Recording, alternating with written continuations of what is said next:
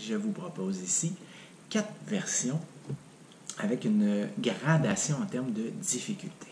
Ce sera à vous de voir quel est le niveau qui vous convient à ce moment-ci. On peut débuter avec les genoux au sol. Donc à ce moment-là, ça va être plus facile pour quelqu'un qui commence à s'adapter avec l'alignement, les coudes sous les épaules, s'assurer d'avoir les avant-bras bien au sol, les genoux largeur des hanches. Je le fais aussi les pieds appuyés à quelque chose pour m'assurer de maintenir un contact, mais aussi pour éviter, comme ici sur une surface de bois, que ça glisse et potentiellement de me blesser. Donc ça me donne à la fois une surface d'agrippage, mais ça me permet aussi, comme je disais, de garder ça sécuritaire. Ici, bien important de bien respirer et travailler sur cette colonne qu'on essaie de garder le plus au neutre possible avec un engagement des muscles profonds tout en respirant.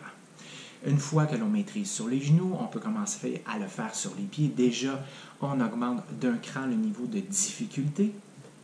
On a par la suite aussi la possibilité de ne pas être sur les coudes et les avant-bras et les poings, mais bien d'être uniquement sur les mains en position plus allongée. Et là, le travail sera très important, autant au niveau de la sensation des abdominaux superficiels, mais aussi profonds, ainsi que les muscles posturaux antigravité au niveau du dos. Donc, ça demande vraiment un niveau de contrôle plus avancé pour maintenir cette contraction musculaire volontaire, cette force centrale qui stabilise les membres supérieurs et inférieurs. Enfin, en quatrième, je propose ici un mouvement.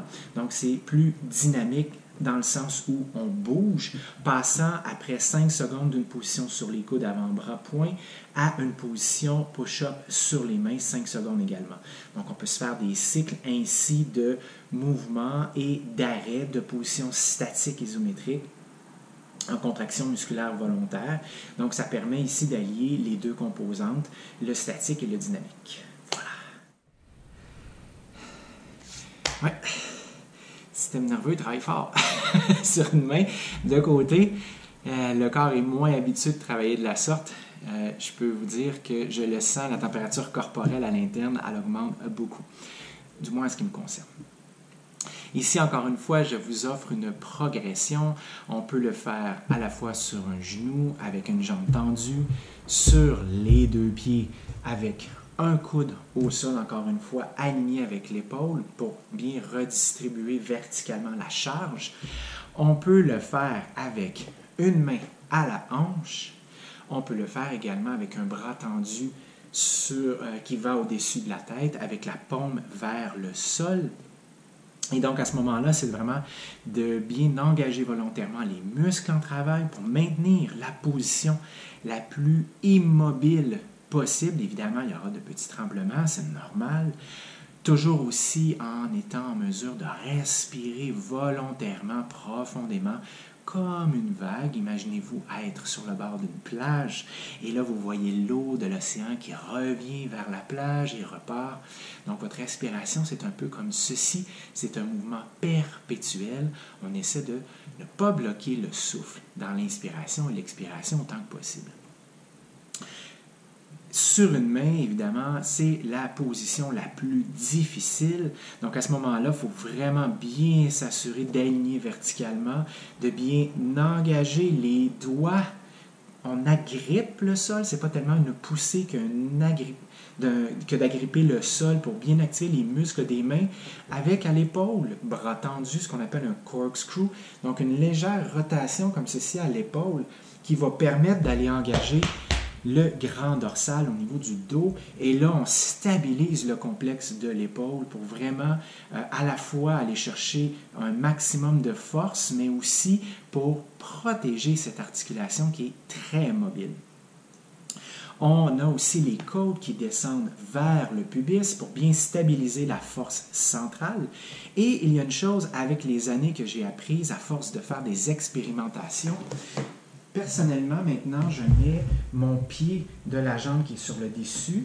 Je mets le talon ici, déposé au niveau des orteils. Mes deux chevilles à l'articulation sont en dorsiflexion. Les orteils reviennent vers mes tibias. Et le pied ici, qui est en dessous, en faisant ce mouvement, j'active les muscles ici au niveau de la jambe et en remontant mes orteils dans mon talon du pied de la jambe qui est au-dessus tendu, je peux vraiment ici avoir une rétroaction en termes de perception corporelle. Ça me permet de vraiment maintenir mon attention sur le moment présent, sur cette capacité en contraction musculaire volontaire. Donc, personnellement, ça m'a vraiment aidé à travers les années. Il y a évidemment des versions où ils sont faites un devant, il y a des versions une par-dessus l'autre qui est souvent celle que l'on voit. Moi, c'est à force d'expérimentation, j'ai découvert que c'est ce qui me servait le mieux dans mes besoins et dans mes objectifs en développement de contrôle moteur. Évidemment, on s'adapte selon nos besoins.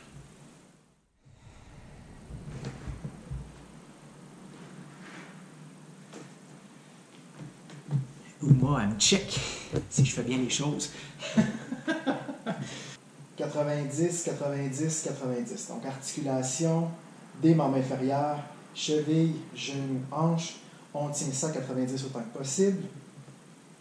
Les bras, coudes barrés, les paumes poussées vers le plafond, alignées avec l'articulation de l'épaule des deux côtés.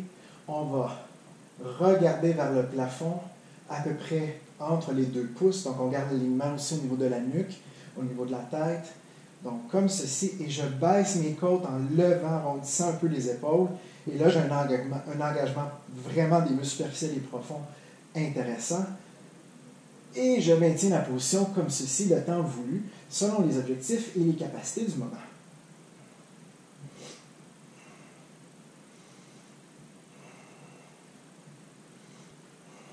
Et ainsi de suite. Par la suite, ce que je trouve intéressant, on peut le faire aussi avec des degrés différents. Les jambes tendues, pieds pointés, encore une fois, comme ceci relevé.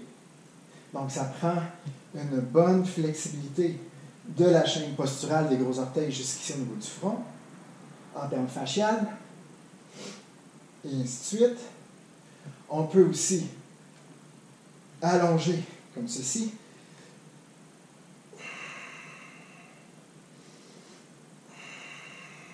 Et une fois qu'on maîtrise ces mouvements, on peut faire en plus ceci.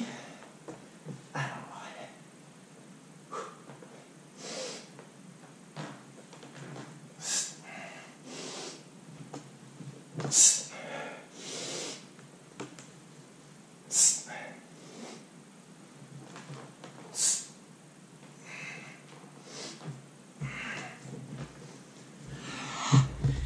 et là, à ce moment-là, on vient vraiment chercher un engagement vraiment complet lorsque l'on combine ces 3 styles d'exercice, la planche abdominale, la planche latérale, la position abdomino-isométrique, qu'elle soit écourtée avec le 90, qu'elle soit allongée ou qu'elle soit en mouvement avec la position allongée de côté, gauche vers la droite, droite vers la gauche.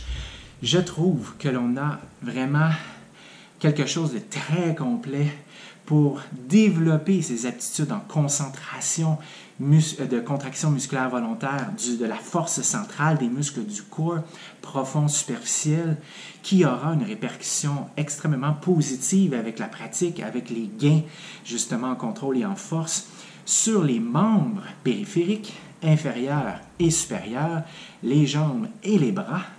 Et donc, à ce moment-là, dans nos pratiques sportives, nos activités physiques préférées, notre quotidien, on reprend possession de notre corps. J'espère que vous aurez apprécié cette proposition, cette séquence avec différentes alternatives reliées au niveau de difficulté.